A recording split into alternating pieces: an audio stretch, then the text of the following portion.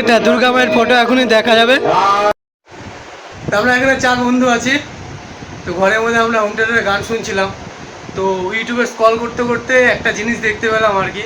তো মানে মনের ভিতরে একটা ইমোশন আলাদা লেভেলের কাজ করলাম, মানে আল্ট্রা প্রো ম্যাক্স, যেটা ওই যে কী নাম ওটা, হ্যাঁ না S24 না, ওটা হচ্ছে স্টাইলো কিং দাদা, ইয়ের মালদার। তো ওই লেভেলের আল্ট্রা প্রো ম্যাক্স লেভেলের ইমোশন জেগে গেলো মনের মধ্যে, যেটা বাঙালির স্মৃতি, আবেগ, ভালোবাসা সব কিছু জড়িয়ে আছে।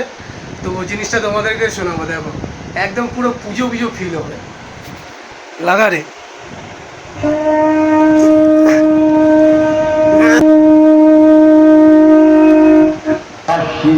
শারদ প্রাতে বেজে উঠেছে আলোকমঞ্জিত ধরণীর বহিরাকাশে পুরো গিজগিজ প্রকৃতির অন্তরাকাশে জাগরীয় জ্যোতির্ময়ী জগন্মাতার আগমন বার্তা আনন্দময়ী মহামায়ার পদধ্বনি।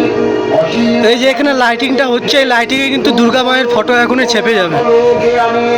প্রজেক্টর হয় কিন্তু এটা, দুর্গা মায়ের ফটো এখনই দেখা যাবে। সৃজনী ক্লাব থেকে শুরু করে অভিযাত্রী সব কিছুই দেখাবে এখানে, তোমরা দেখতে থাকো ভিডিওটা।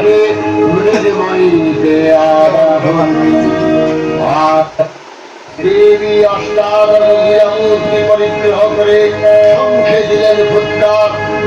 দেবীর আহ্বান সপ্তম স্মরণ করে সসৈন্যে ধাবমান হল মহাবলশালী লক্ষ্য করলেন মহালক্ষ্মী দেবীর। এই যে মালটা শুয়ে আছে, এর তো এখন থেকে পূজা পূজা পুরো করে মনে একদম ইমোশন জেগে গেছে, বলছে কবে বাড়ি যাবো, কবে বাড়ি যাবো।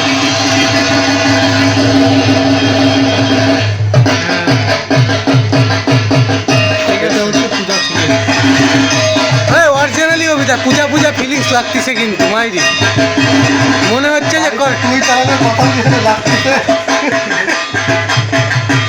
যাবি না পূজাতে। এই ছেলেটা ডমিনার নেবে তো পূজার মধ্যে 400 ডমিনার 400।